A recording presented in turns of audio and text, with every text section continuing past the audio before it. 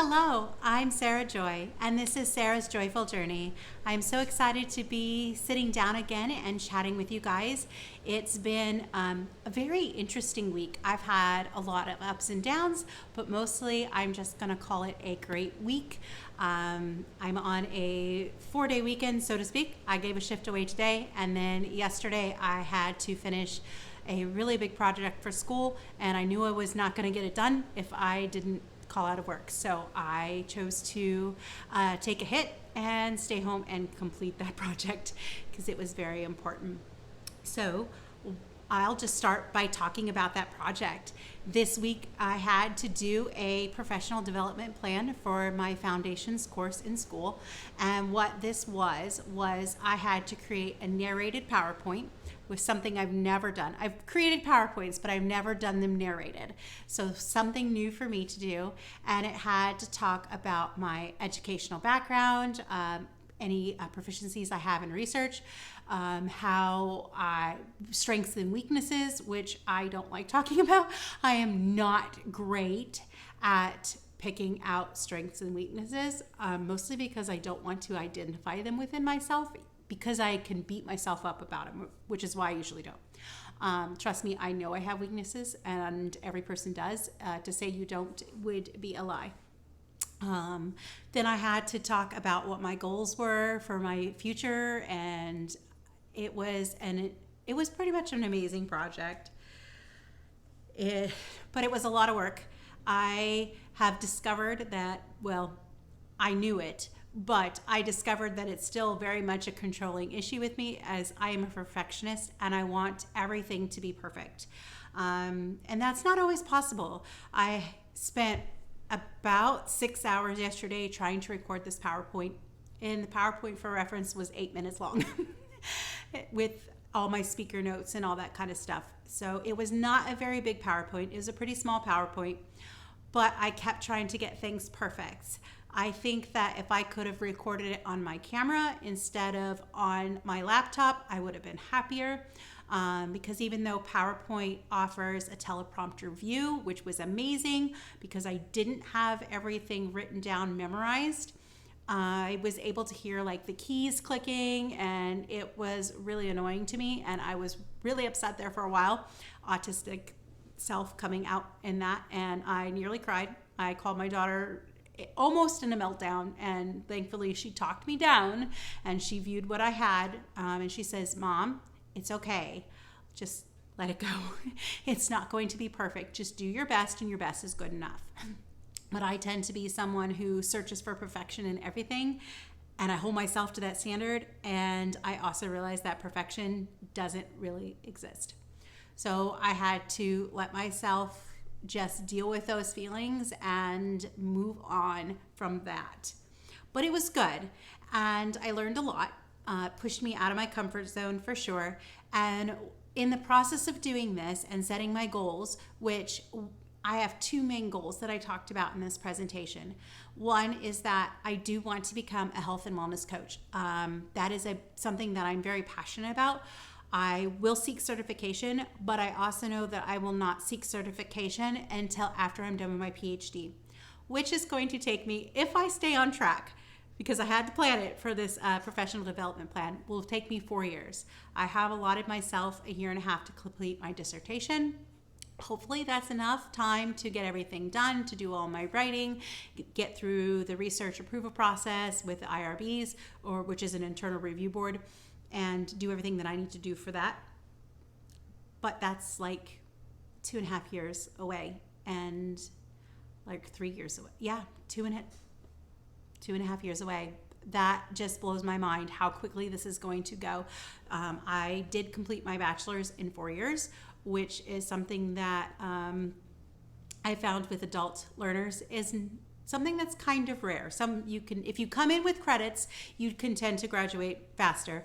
But I started with 0 and did my whole degree in 4 years. My daughter and I graduated at the same time. We started at the same time. So it was a push because I could have gone slower. I could have done things differently, and I just pushed myself. But as I was saying, through the whole process of this project, I've learned so much about myself and my goals. And this brought up a mission statement for me. So now I have a mission statement for this channel, for my life, for my goals, for just to represent who I am and what I desire and how I'm moving forward. When I created this mission statement, I'm very emotional about it. So you may or may not see the emotion coming through when I read it.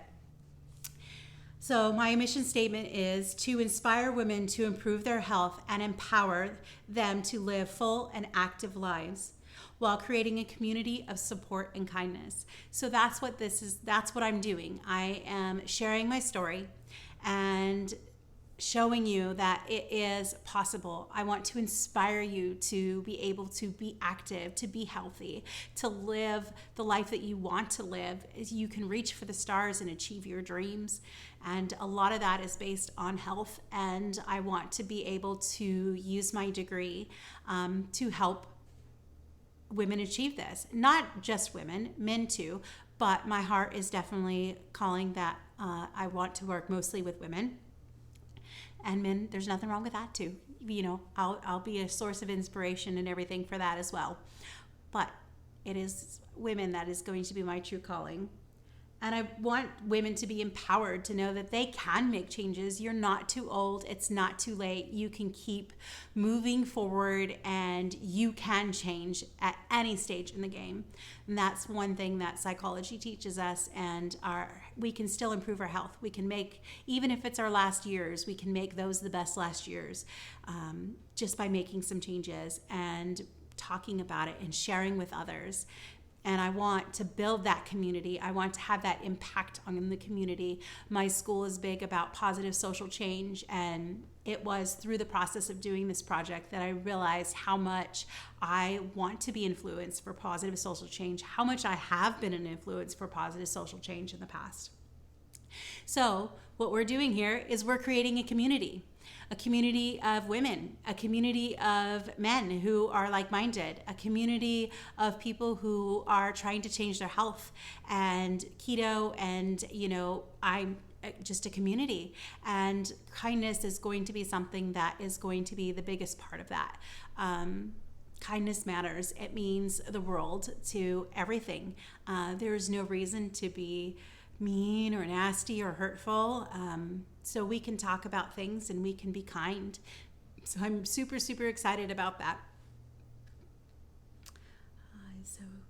Yep. Sorry, I'm just checking my notes because I'm a little off track today.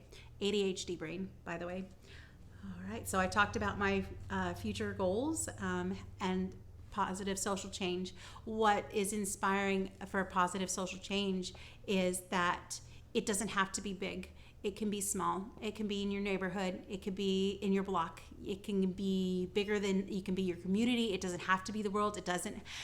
Positive social change does not have to be major. It all starts at a grassroots level. It all goes small.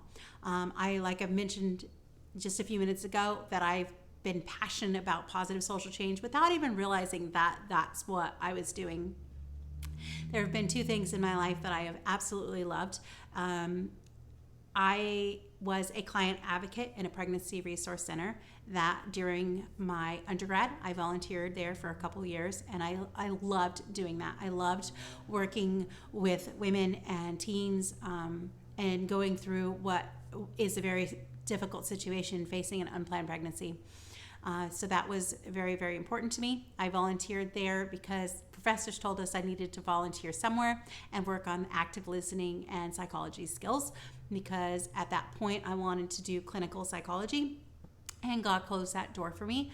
But I still loved that whole process and that whole experience. I learned so much about myself. I learned so much about interacting and caring for other people and building rapport and relationships, and that has been fantastic. The other area that I'm really proud of for social change is some friends and I created a nonprofit organization in 2018. It's not as super active as we would like it to be. COVID definitely had an impact, and we're all at different stages in our life, but we do still have our nonprofit, and we still plan to move forward with it. It's going to change and evolve as we change and evolve, but friends and I was not the main leader of the group, but 3 friends and I got together and we did create this organization. This organization was inspired by my best friend Jennifer. She did an assignment in school and we were talking about it, and we had other people who were just as passionate as we were about the subject, and so we created it. So our organization is called Paw Pals for Service Veterans. So what we do is we have a dog trainer. We find local breeders who adhere to ethical breed standards, and we ask them to donate a puppy. We then take that puppy, and after we go through our screening process, that puppy goes to usually a military veteran who is suffering from PTSD, or we also will support first responders, whether those be nurses or doctors or emergency workers or police, something like that. So far, every dog that we have placed has been placed with a military veteran. But that's what we do. And then they get their puppy and they start training their puppy. So we have discovered through our process that when you have PTSD, sometimes you can connect better with a puppy and you can improve your health. If you have an active part in raising and training that puppy, you guys have a better bond. I do have a service dog. She is retired. So that's where my passion came from, the wanting to join in this. It was after meeting these group of friends who started this that I realized that, I did qualify for having a service dog. She's semi-retired now. I really wish that I had her still, because she would still be of benefit to me. I assumed that it was my anxiety and other issues going that meant that I needed a psychiatric service dog. However, my need for a psychiatric service dog is all involved around my autism. And while keto has helped with some of that, I'm not always as adventurous as I want to be. I can easily get stuck in a rut. I can easily avoid activities that are not comfortable. To this day, I still refuse to go to the grocery store other than to pick up maybe an item or two. And then it has to be in the middle of the day. It has to be like a small, out of the way, nobody's there. You will not typically see me going into a Walmart or any location that's super busy. I find it very overstimulating and it creates a lot of problems. So my retired service dog, she's retired because she got attacked. So she cannot work in public. She is too anxious now, but she still does half of her job when she's at home. But what she used to do for me is I would be able to go into the store. I could look at the shelves and do what I need to do. She would be in a watch position, which meant that she was either at my side or she was between my legs watching my back. When someone was starting to get close to me, she would move, she would lean, she would alert me that there was someone around me, because I have a tendency to hyperfocus and dissociate. I tend to block out a lot of the background because I'm just trying to focus so narrowly on what I'm doing and trying not to be overstimulated. So she would alert me to that. She would also I could use her as a barrier. So she would provide a bubble around me, which was amazing. She also has been trained to do deep pressure therapy. So if I were to have like panic attacks or anxiety like that, she can do that. She still does that at home. Sometimes she has definitely reverted more back to pet mode than service dog mode, and that's fine. She's been retired for a couple years now, and she is 5. So it was sad that she didn't have a very long working career, but that shows, again, why I'm just passionate about service dogs in general. So that's what we do at Paw Pals. We also go out to the public and we share about service dog awareness, how to respond to a service dog, how businesses, and share with businesses about what the laws of the American Disabilities Act actually say, because a lot of businesses don't realize that they have power. They can kick a dog out. They can stand up and fight the fight against fake service dogs. And we are all very passionate about that, especially me now, realizing that I spent all this time and this money and this energy and effort to train a service dog who is worth a lot of money, and I don't even get to enjoy that benefit. I could, at this point, get a service dog. I could go through an organization. I do still qualify for one. I could train another service dog. I know how to do it. I train Piper with the assistance of our trainer from Paw Pals. But I don't have time. I'm super busy between work and school, so it is not the right time.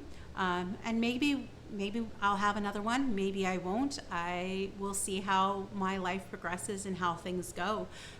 But so I'm very positive about just my future, and it's amazing. So what else happened this week? Like I said, it's had some negatives in it, and that's okay. So I've mentioned in a couple videos how I have been on Mounjaro. I have been on Mounjaro for 11 months on low doses. I chose to use this medication, which is a GLP-1 antagonist, because it does help improve insulin sensitivity. I chose to use it as a tool, but things have changed. My doctor a month ago Monday, so changed the dose and upped the dose. Mounjaro goes up to, I think, 15 milligrams.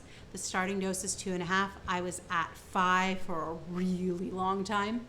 And then he upped me to 7.5 because my weight loss had slowed down, which is, I was fine with it. He's like, well, let's increase it. I was like, okay, whatever. Didn't really give it a whole lot of thought. Was just moving on with life. Well, as I mentioned in other videos, that's increasing to that 7.5 milligrams has totally killed my life as far as my appetite. I have hardly been able to eat anything. I got really sick on Wednesday. Part of that was the heat and humidity that is Florida, because I do work in a theme park, so that takes its own toll, and it was its stress. I was in so much pain, and I was extremely nauseous. And felt like I was going to pass out. I could not keep up with water. I'm doing better now because the dose is starting to wear off because it's a once-a-week injection. But my appetite still hasn't returned. It is at 2 o'clock, and I have not eaten yet today. I'm normally, by this point, I usually force myself to eat something just so that I can meet my macros. But right now, what I am doing is I'm super curious to see how long it's going to be before I'm hungry. And I want to wait till I'm hungry. So I'm cooking some dinner. I hope I get to eat dinner. I want to eat dinner. I'm making some keto burnt ends. And I love pork belly, so that would be delicious. But it's not going to be ready till like 6 o'clock. So I don't know if I'm going to be hungry or what. But those of you who may have seen the video realize that July was my BBBE challenge. I have decided to suspend that challenge for now. I have decided to suspend it because I have been struggling just to even eat a minimal amount of protein.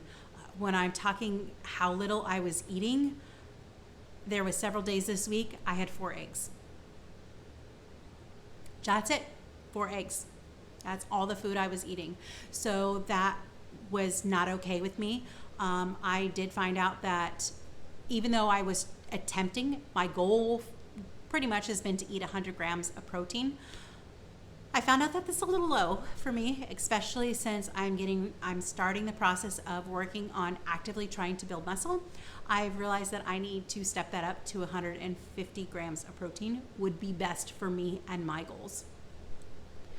So BBE, while great, I wanted to be able to supplement my protein. So if I can eat 4 eggs as a meal, and that's what can feel comfortable, I have a theory that I will be able to drink like a shake as well. So I want to supplement my meals with some keto chow.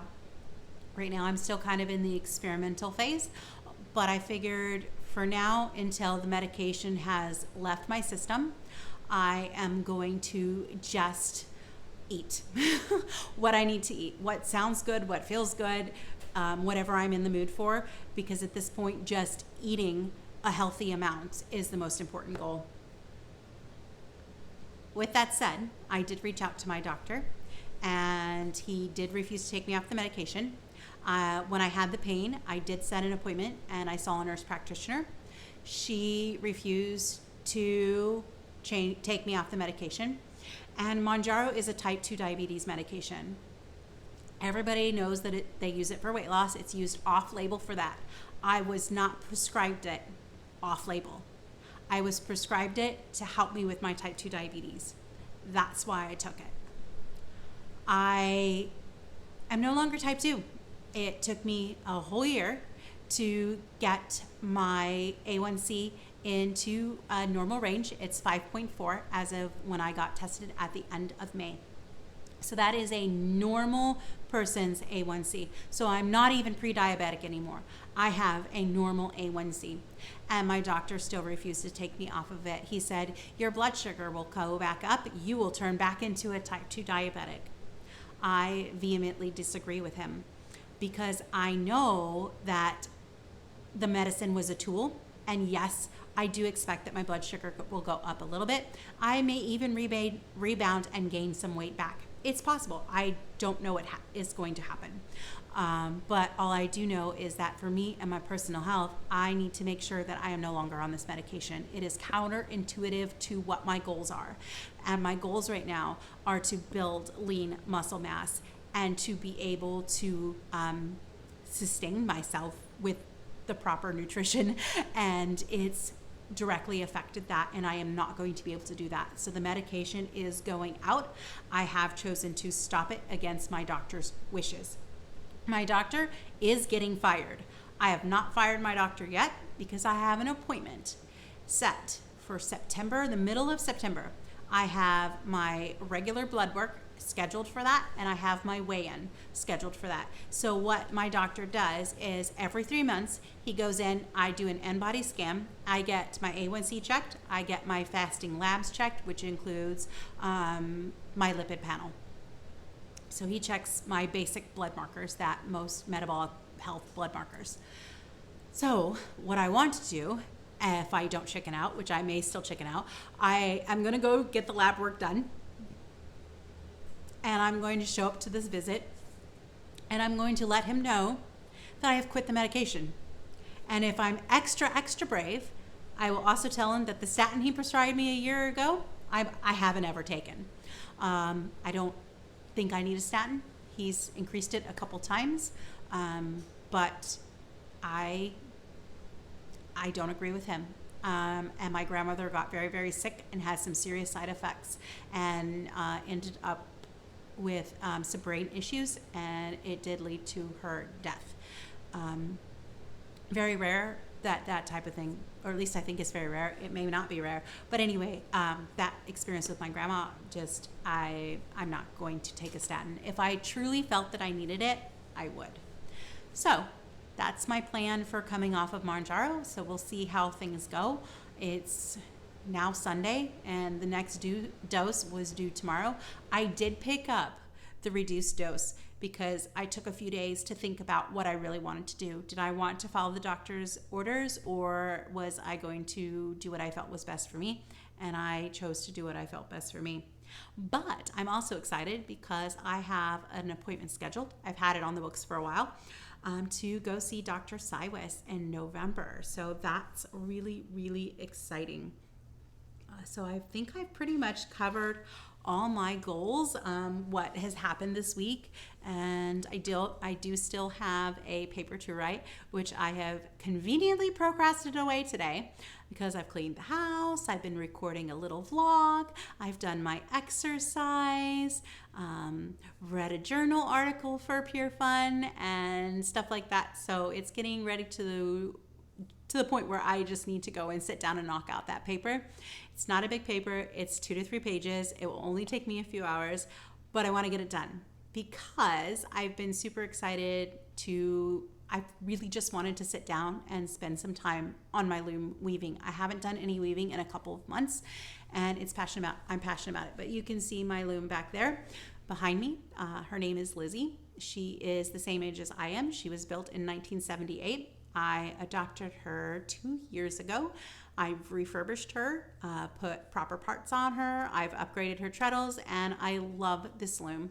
The only thing I don't love is she's 4 shafts instead of 8, so I can't quite do some intricate patterns, but I love this loom. And then you can also see in my right over there is my antique spinning wheel.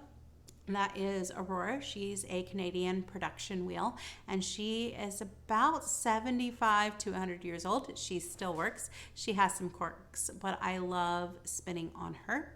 I have 2 other traditional wheels. They're against the other wall, so you can't see them. So I enjoy making my own yarn, processing my own fiber, creating my own fabrics. It's a big part of who I am as well. So you might see some of that creep up from time to time in vlogs is where I'm probably going to stick it, so that it's not in the main videos that I do every week, just because it doesn't really apply to what we sit down and talk about. But I'm excited to do that and hopefully get a project on the loom. I need some new dishcloths, but I can't do that until I finish the paper.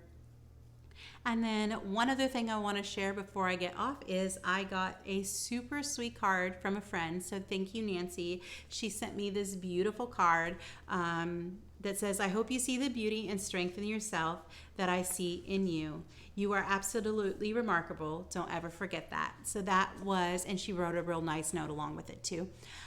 So I'm super excited about having that because it just brightened my day, because again, it was a super tough week where I have been pretty sick, and thankfully the pain is gone now. My stomach no longer hurts. I'm not nauseous anymore like I was, and I was really, really nauseous to the point where I was struggling even to maintain hydration. But that has fixed. I can drink liquids, no problem now. I just am not hungry still.